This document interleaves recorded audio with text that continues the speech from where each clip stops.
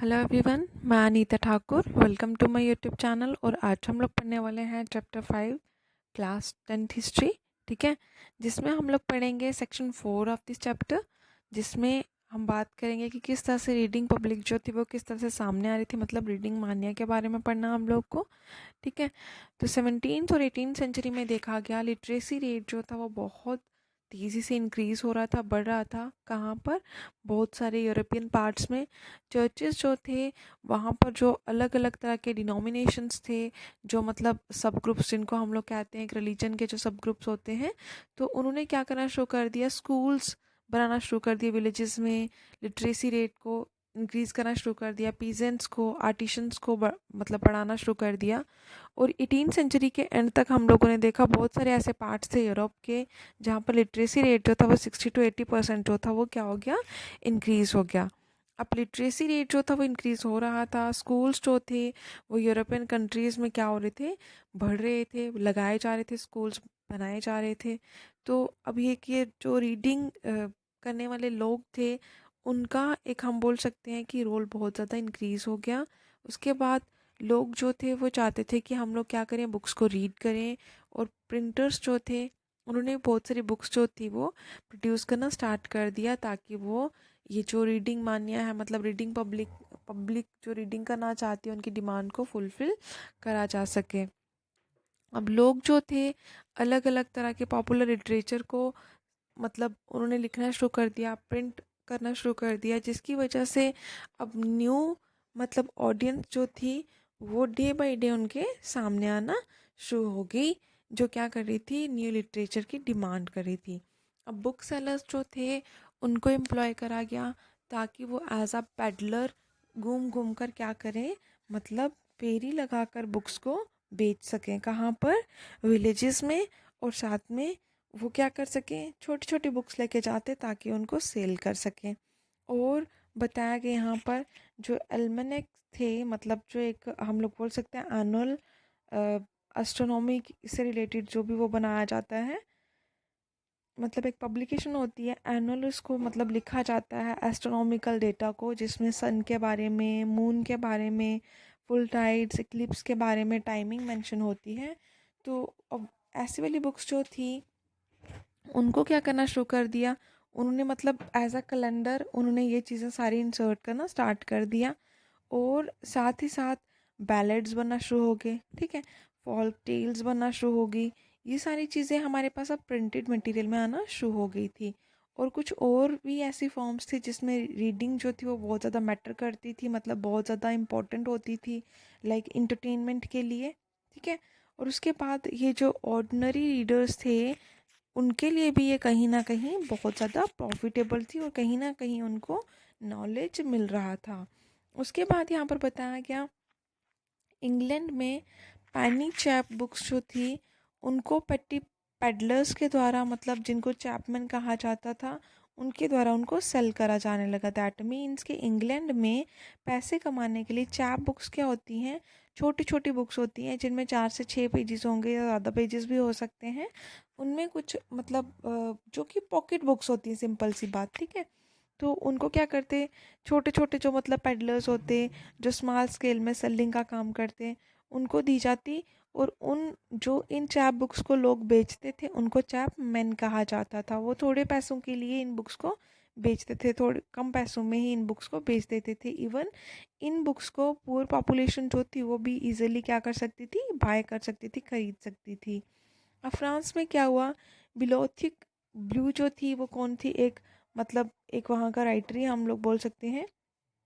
तो उन्होंने क्या करना शुरू कर दिया, उन्होंने लो प्राइस में स्मॉल बुक्स जो थी वो प्रिंट करना शुरू कर दिया। ठीक है, तो ताकि पुअर पॉपुलेशन जो है वो क्या कर सके, इनको खरीद सके। और इस पेपर इस मतलब ये जो प्रिंटेड मटेरियल होता था वो बहुत ही पुअर पेपर पे, मतलब बहुत ही ऐसे हम बोल सकते बहुत ही ख़राब पेपर था जिस पर इसको प्रिंट करा जाता।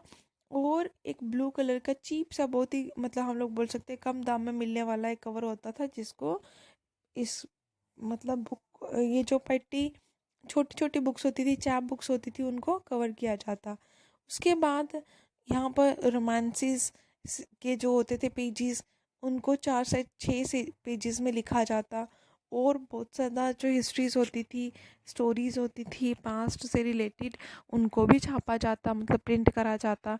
बुक्स की नंबरिंग जो थी वो इंक्रीज़ होने लगी, उनका साइज़ भी इंक्रीज़ होने लगा, क्योंकि डिफरेंट डिफरेंट पर्पस और डिफरेंट डिफरेंट इंटरेस्ट को सर्व कर रही थी। दैट मीन्स कि अलग अलग पर्पस के लिए बुक्स का यूज़ किया जा रहा था फॉर एनलाइटनमेंट। ठीक है, उसके बाद यहाँ पर बताया गया पीरियोडिकल मतलब प्रेस जो थी उनको डेवलप किया गया अर्ली 18th सेंचुरी में।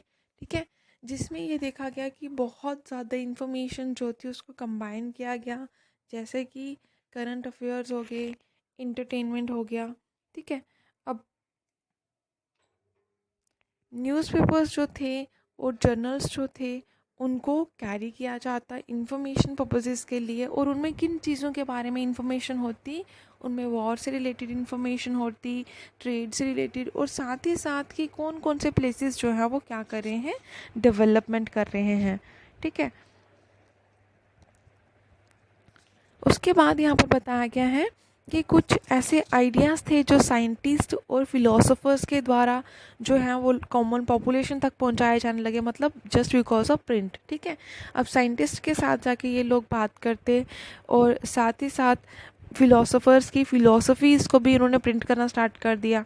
एंशियंट और मिडिवल जो मतलब साइंटिफिक टेक्स्ट थे, अब उनको कंपाइल करना शुरू कर दिया गया, मतलब इकट्ठा करना शुरू कर दिया गया, उनको कंबाइन करना स्टार्ट कर दिया गया, और इकट्ठी बुक्स जो थी वो पब्लिश करना शुरू कर दिया। जैसे मैप्स हो गए, साइंटिफिक डायग्राम्स जो थी उनको बहुत ज़्यादा नंबरिंग में प्रिंट करना स्टार्ट कर दिया गया।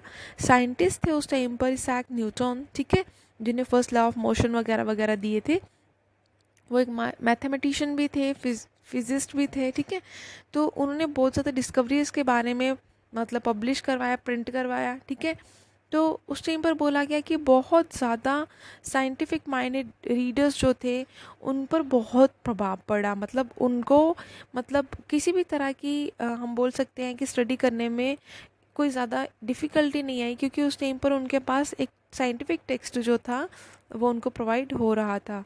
और भी बहुत सारे थिंकर्स थे जिनकी राइटिंग्स को लिखा गया और बहुत ज़्यादा मतलब प्रिंट किया गया, और लोगों ने बहुत ज़्यादा नंबरिंग में उसको स्टडी भी किया, और इवन हम लोग अभी भी उसको स्टडी करते हैं, लाइक थॉमस पेन, ठीक है, वोल्टेयर हो गए, जीन जेकस रूसो हो गए। ठीक है, इनकी राइटिंग्स को आज भी हम लोग डिस्कस करते हैं, पढ़ते हैं, क्योंकि इनका हमारी सोसाइटी में, हमारी लाइफ में बहुत इम्पोर्टेंट रोल है। उसके बाद इनकी राइटिंग्स में साइंस के बारे में, रीज़न के बारे में, रैशनैलिटी के बारे में हम लोग को पॉपुलर लिटरेचर जो था वो मिल जाता था, जिसको हम लोग स्टडी करके आगे फर्दर मतलब अपने एक्सपीरियंसेस जो है वो गेन कर सकते थे। नेक्स्ट है आप लोगों की सेक्शन 4.1, जिसमें हम लोग पढ़ेंगे ट्रमल। ठीक है, therefore tenants of the world, ये एक मतलब राइटर की ही हम बोल सकते हैं कि एक पब्लिशर की ही वर्डिंग है, तो आगे हम लोग इसको डिस्कस करेंगे पूरा। मतलब मिड 18th सेंचुरी में देखा गया, कॉमन कन्विक्शन हुआ, जिसमें यह बताया गया कि बुक्स जो हैं वही एक ऐसा मीन्स हैं जिसकी वजह से लोगों में जागरूकता लाई जा सकती है, और तभी लोग जो हैं वो प्रोग्रेस करेंगे, मतलब डेवलपमेंट करेंगे। तो उनका ये बिलीव था, उनका ये मानना था कि बुक्स जो हैं वो पूरे वर्ल्ड को चेंज कर सकती हैं, और ये जो लिबरेट सोसाइटी है, जो पढ़ी लिखी सोसाइटी होगी, वो क्या करेगी, मतलब डिस्पोटिज़म को, जो ये तानाशाह है और ये जो वन मैन का रूल होता है, अथॉरिटी को गवर्न करता है, उसको यहाँ से हटा सकते हैं। ठीक है, और उस टाइम पर देखा गया जो रीज़न था, इंटेलेक्चुअल था, वही कहीं ना कहीं रूल कर रहा था। तो उस टाइम पर एक हम बोल सकते नॉवेलिस्ट जिनका नाम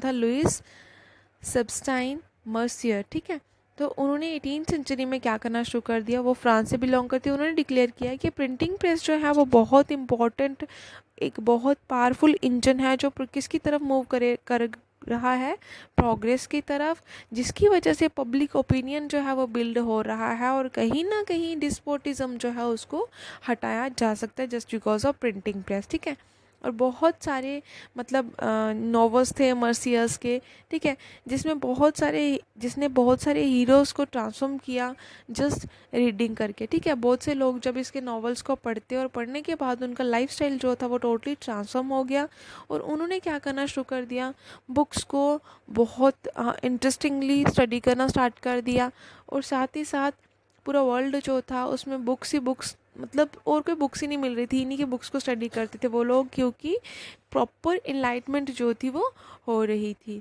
उसके बाद ये माना गया ये जो प्रिंट की जो पार है उससे क्या होगा, जागरूकता आएगी।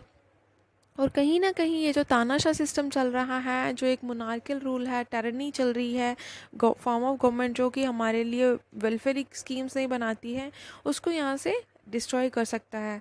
और मर्सियर ने यह प्रोक्लेम भी किया था, उन्होंने ये भी कहा था, tremble therefore tyrants of the world tremble before the virtual writer. उनने कहा ट्रेमल का मतलब होता है कंपन या किसी को डर लगना, या मतलब उनको इस चीज़ का डर सता रहा था कि अब ये जो टेरेंट्स हैं, मतलब जो टेरनी को गवर्न कर रहे हैं, जो फॉर्म ऑफ गवर्नमेंट को चला रहे हैं, वो अब क्या कर रहे हैं, अब वो डर रहे हैं, मतलब उनको ना अब उनको ये डर लग गया है कि हाँ हमारे यहाँ पर वर्चुअल राइटर्स भी हैं जो रियलिटी को लिखते हैं, ना कि फेक थिंग्स को लिखते हैं।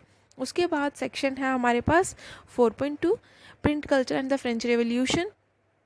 बहुत सारे हिस्टोरियंस का ये भी मानना था कि प्रिंट कल्चर की वजह से ही ऐसी कंडीशंस क्रिएट हुई जिसकी वजह से फ्रेंच रेवोल्यूशन हो गया। और फ्रेंच रेवोल्यूशन कब हुआ, 1789 में, जब फ्रांस में लोग जो थे लुई 16 के खिलाफ खड़े हो गए थे। चलिए आप इसके साथ जोड़ते हैं इसको। अब 3 तरह के आर्गूमेंट्स यहाँ पर बताए गए हैं जो फ्रेंच रेवोल्यूशन के साथ प्रिंट कल्चर को जोड़ते हैं।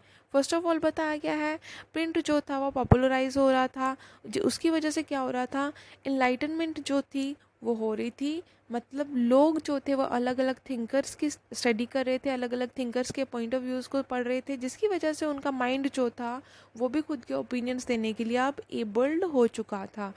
अब लोग क्या कर रहे थे, कलेक्टिवली मतलब पढ़ते लिखना भी शुरू कर दिया उन्होंने। इवन जो भी ट्रेडिशंस थी, जो भी सुपरस्टिशंस थी या डिस्पोटिज्म से रिलेटेड जो भी बातें होती, उनको क्रिटिकली इवेल्युएट करना उन्होंने स्टार्ट कर दिया।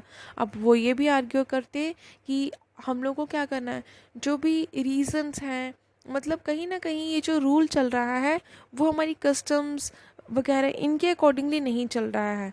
तो उन्होंने ये डिमांड किया कि अब कहीं ना हमें खुद से जज करना होगा, हमें खुद की सिचुएशंस को खुद से टैकल करना होगा, हमें क्या करना होगा, रीज़न और रैशनैलिटी को सामने लाना है, ना कि हम लोग सुपरस्टिशियस और डिस्प्यूटिज्म को ही प्रमोट करें।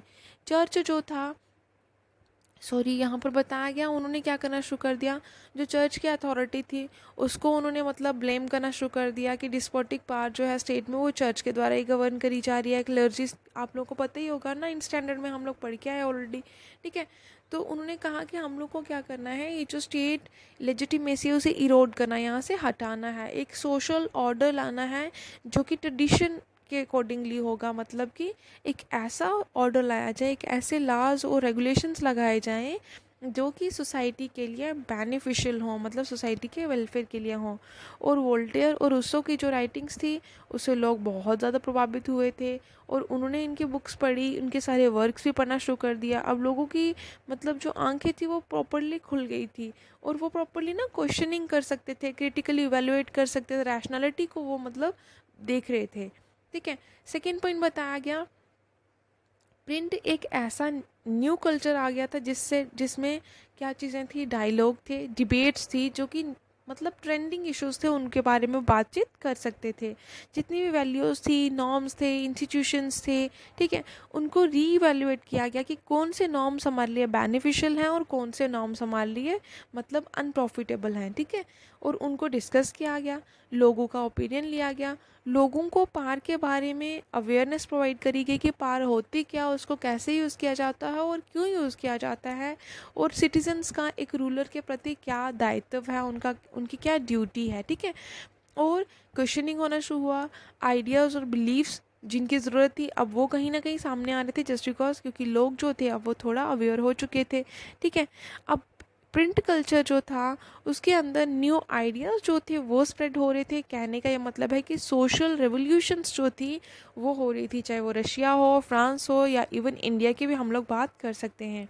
उसके बाद थर्ड रीज़न में बताया गया है 1780s में देखा गया एक आउटपोरिंग होने स्टार्ट हो गई, मतलब कि लिटरेचर जो था ना वो बहना स्टार्ट हो गया। दैट मीन्स कि वो सामने आना शुरू हो गया। अब लोग जो थे वो रॉयल्टी की तरफ नहीं जा रहे थे, मतलब कहने का मतलब ये है कि वो ना क्रिटिसाइज़ कर रहे थे उनको कि हाँ ये जो मतलब नोबैलिटी है, क्लर्जी है, वॉटेवर, ये जो मतलब लोग होते हैं वो क्या करते हैं, हमेशा हमें मिसयूज़ करते हैं।